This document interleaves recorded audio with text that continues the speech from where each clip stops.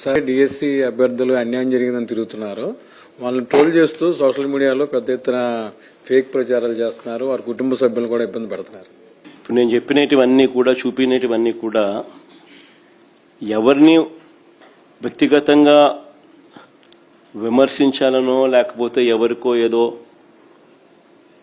ఎత్తి చూపించాలనో కాదు. ప్రతి విషయంలోనూ కూడా ఆధారాలతో సహా with facts and figures explain చేయడం అనేది జరుగుతూ ఉంది. ఎదురుదాడి చేస్తూ తప్పు జరగనట్టుగా అబద్ధాన్ని కప్పిపుచ్చుకునే కార్యక్రమం చేస్తే అది ఏ రోజుకైనా కానీ దేవుడు హర్షించడు, ప్రజలు హర్షించరు. ఖచ్చితంగా మొట్టికాయలు చంద్రబాబు నాయుడు గారి ఖచ్చితంగా రాబోయే రోజుల్లో దేవుడు ప్రజలు ఖచ్చితంగా వేస్తారు. ముందు తన వాళ్ళకేమో ఉద్యోగాలు వచ్చేలా జియో నెంబర్ 4, జియో నెంబర్ 47తో గేట్లు తెరిచినాడు. ఇది చూడండి బాగా ఆశ్చర్యంగా. ఫస్ట్ వాళ్ళకి అందరికీ ఉద్యోగాలు వచ్చేట్టుగా జియో నెంబర్ 4, జియో నెంబర్ 47తో గేట్లు తెరిచినారు.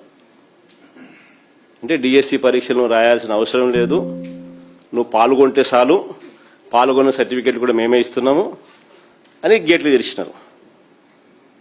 గేట్లు తెరిచిన తర్వాత వాళ్ళందరికీ లోపలికి పంపించుకున్నారు. పంపించుకున్న తర్వాత మళ్ళా జియో నెంబర్ 23, 25 and 56తో మళ్ళీ గేట్లు మూసేసినారు. అంటే పాత జియోలు మళ్ళీ రద్దు చేసినారు. జియో నెంబర్ 23 స్పోర్ట్స్ పాలసీ మార్చినారు. జియో నెంబర్ 25 ఇంతకు ముందు ఇచ్చిన జియో 4ను రద్దు చేస్తూ, జియో నెంబర్ 56 ఇంతకు ముందు ఇచ్చిన జియో నెంబర్ 47ను రద్దు చేస్తూ, అంటే గేట్లు ఎత్తుతారు, వాళ్ళ మనుషులందరికీ లోపలికి పంపిస్తారు. మళ్ళా వీళ్ళే పని అయిపోయిన తర్వాత గేట్లు క్లోజ్, పాత జీవోలు రద్దు, కొత్త జీవోలు పిక్చర్లేకి. ఇది స్కామ్ కాకపోతే ఏంది స్వామి ఇది? నీ బుద్ధి పుట్టినట్టు జీవోలు ఇస్తున్నావు, నీ బుద్ధి పుట్టినప్పుడు క్యాన్సిల్ చేస్తున్నావు, నీ బుద్ధి పుట్టిన రద్దు చేస్తున్నావు. ఫస్ట్ జియో నెంబర్ 4, 47తో గేట్లు ఎత్తుతున్నారు. గత ప్రభుత్వం, మా ప్రభుత్వం దానికన్నా ముందు ఉన్న జియో నెంబర్ 74ను రద్దు చేసి తర్వాత నీ వాళ్ళందరినీ లోపలికి పంపించడం.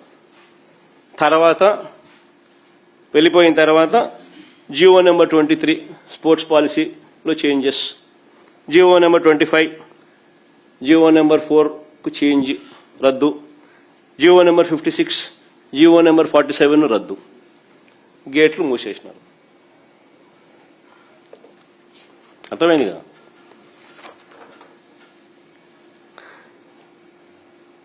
నేను అడుగుతా ఉన్నా చంద్రబాబు నాయుడు గారిని, అయ్యా జియో నెంబర్ 4, జియో నెంబర్ 47 నువ్వు ఎందుకు రద్దు చేసినావు? అంత మంచి జియోలను అనుకునుంటే.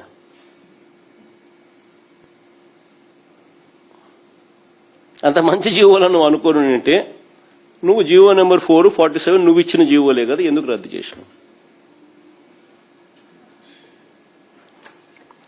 ఈ సెలెక్టెడ్ క్యాండిడేట్ల డేటాను కన్నా ఒకసారి చూస్తే ఆశ్చర్యకరమైన విషయాలలో ఇంకోటి ఏమిటో తెలుసా? Inter college, inter district, inter యూనివర్సిటీల తరపున పార్టిసిపేట్ చేసినందుకు 270 మందికి ఉద్యోగాలు ఇచ్చినారు. ఉట్టి పార్టిసిపేట్, పాల్గొన్నందుకు, పార్టిసిపేట్ చేసినందుకు 270 మందికి టీచర్ ఉద్యోగాలు ఇచ్చినారు. Inter college, inter district, inter యూనివర్సిటీల తరపున పార్టిసిపేట్ చేసినందుకు 270 మందికి టీచర్ ఉద్యోగాలు ఇచ్చినాయి. వీళ్ళకి పథకాలు రాలా, చెప్పుకోదగ్గ టోర్నమెంట్లలో విజయాలు లేవు, కేవలం పార్టిసిపేట్ చేసినారు.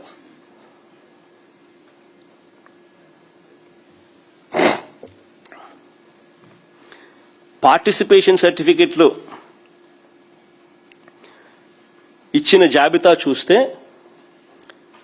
వీళ్ళు వచ్చిన తర్వాత యూనివర్సిటీలకు వీసీలుగా కూడా వీళ్ళ మనుషుల్ని అపాయింట్ చేసుకున్నారు. సో వాళ్ళ దగ్గర నుంచి కూడా కొన్ని సర్టిఫికెట్లు తెప్పించినారు. ఆంధ్ర యూనివర్సిటీ నుంచి 37, వెంకటేశ్వర యూనివర్సిటీ నుంచి 31, నాగార్జున యూనివర్సిటీ నుంచి 28, ఆదికవి నన్నయ్య యూనివర్సిటీ నుంచి 19, రాయలసీమ యూనివర్సిటీ నుంచి 15, కృష్ణదేవరాయ యూనివర్సిటీ నుంచి 14, యోగి వేమన యూనివర్సిటీ నుంచి 7, డాక్టర్ అంబేద్కర్ యూనివర్సిటీ నుంచి 4, సాంస్కృతిక యూనివర్సిటీ నుంచి 2, మిగతా యూనివర్సిటీ నుంచి ఒక్కొక్క సర్టిఫికెట్ తీసుకొచ్చినారు. ఇంటర్ కాలేజ్ పోటీల్లో అంటే వివిధ కాలేజీల మధ్య జరిగిన పోటీల్లో పాల్గొన్న 99 మంది 99 మందికి టీచర్ ఉద్యోగాలు దక్కే.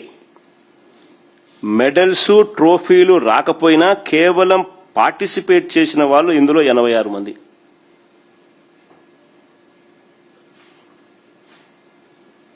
ఇంటర్ కాలేజీలో 99 మందికి పోటీల్లో పాల్గొని వివిధ కాలేజీల మధ్య జరిగిన పోటీల్లో పాల్గొన్న 99 మందికి టీచర్ ఉద్యోగాలు దొరికాయి.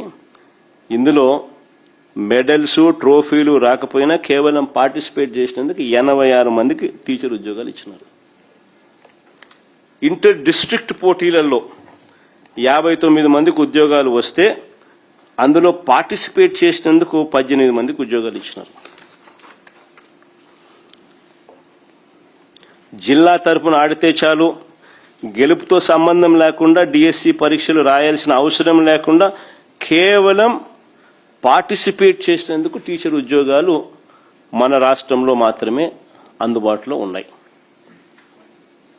పరీక్షలు రాకపోయినా పర్వాలా.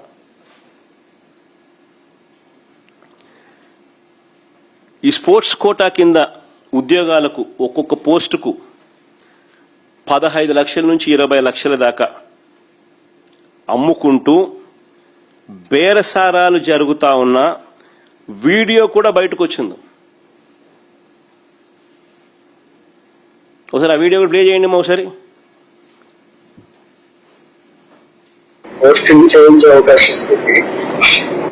సార్ అట్లా కాదు సార్, అంటే ఎంతలా అవుతుంది సార్? ఒకసారి వస్తే మాట్లాడదామండి. అంటే కలిసి మాట్లాడమంటారండి? రేపు బయలుదేరామండి. ఎన్నింటికి రమ్మంటారు సార్? ఇష్టం, మీరు ఏ టైంకి అయినా రండి. సరే సార్. ఇప్పుడు మా చెల్లి కూడా కావాలంటే నేను ఒక్కడం మా బావ నేను వస్తే సరిపోతుంది. మీ ఇద్దరైనా రండి, మీ ఒక్కరైనా రండి, ఆవిడతో ఏం పని లేదు. మీరే మాట్లాడి ఫైనల్ చేసుకుంటారు. అవును సార్. అదే సరే సార్, అయితే రేపు 10 గంటలకల్లా వచ్చేస్తాను సార్. వచ్చి మీకు కాల్ చేస్తాను సార్ ఈ నెంబర్కి. మాక్సిమం ఒకరు వస్తే బెటర్, ఇద్దరు వస్తే కూడా ఒకరితోనే కదా మాట్లాడేది. మీరు నెక్స్ట్ వాళ్ళు చెప్తారు కదా సార్. ఏం లేదు, కొంచెం ఇది సీక్రెట్ గా చేసుకున్నారు కదా. ఓకే, తప్పకుండా సార్. నాకు అర్థమైంది సార్. ఏం లేదు సార్, ఎంతనంటే నేను ఒకసారి మరి ఫిగర్ చెప్తే నేను ఒకసారి రెడీ చేసుకుంటాం సార్. మేము కూడా అందుకని అడుగుతున్నాం సార్. సార్ ఇది డిఎస్సి లో పోస్టింగ్, మీకు ఐడియా ఉంది? అవును సార్. మీరు ఇది వచ్చేసి మార్కెట్ ఇప్పుడు 15 లక్షలు అట్లా నడుస్తుంది. బాబాయ్ అంతంటే పెట్టలేమండి. ఏంటంటే డైరెక్ట్ గా పోస్టింగ్ ఇవ్వటమే కదా. సరే, అది ఏదన్నా మీరు వచ్చి మాట్లాడితే ఏమన్నా నెగోషియేషన్స్ చేద్దామంటే చేద్దాం. సరే సార్, అయితే ఓకే అండి. మాట్లాడతాను. ఓకేనా? అలాగే అండి. వీలైతే నేను యాక్చువల్ ఏంటంటే నేను ఇప్పుడు టైం తక్కువ ఉంది కాబట్టి ఇంటికే పిలిపించి మాట్లాడతాను. మా ఇంట్లోనే మాట్లాడుకుందాం. Okay sir. అలాగే సార్. కొంచెం పర్సనల్ గా వస్తే మాట్లాడి చేద్దాం. తప్పకుండా సార్. ఓకే అండి, థ్యాంక్ యూ సార్. కొంచెం పర్సనల్ గా రండి, ఎవరితో ఇది డిస్కస్ చేసుకోవాలి. లేదు అని చెప్పిందండి, మా చెల్లి చెప్పిందండి. పోస్ట్ ఇంపార్టెంట్ కదా సార్. మా ప్రజెంట్ వస్తామండి, చూసుకుంటాం సార్. సరే అండి. ఆంధ్రప్రదేశ్ ప్రభుత్వ లోగో డీపీగా పెట్టుకుని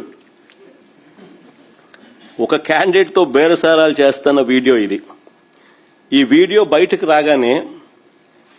బయటికి రాగానే తూతూ మంత్రంగా ఒక కేసు పెట్టారు. కేసు పెట్టి స్టేషన్ బెయిల్ ఇచ్చి ఇడిచిపెట్టేసినారు.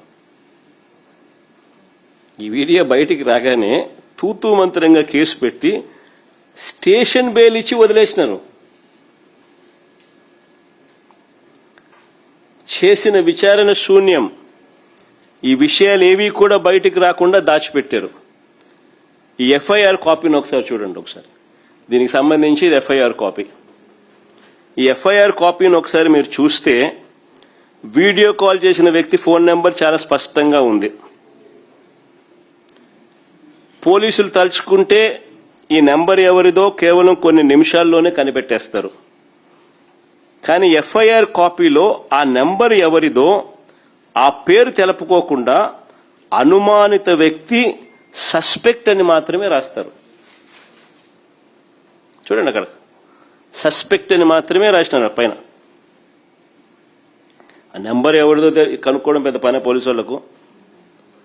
ఆ నెంబర్ ఎవరిదో వారి పేరు తెలపకుండా అనుమానిత వ్యక్తి సస్పెక్ట్ అని మాత్రమే రాస్తారు. పైగా ఆలస్యం ఎందుకు జరిగింది అనే కాలంలో చూస్తే కింద ఆలస్యం ఎందుకు జరిగింది అనే కాలం ఒకసారి మీరు గమనిస్తే దాంట్లో ఏమని రాస్తారు, ఉన్నతాధికారులతో సంప్రదింపుల వల్ల డిలే అయిందంట. ఉన్నతాధికారులతో సంప్రదింపుల వల్ల డిలే అయిందంట. ఆలస్యం ఎందుకైనా కాలంలో.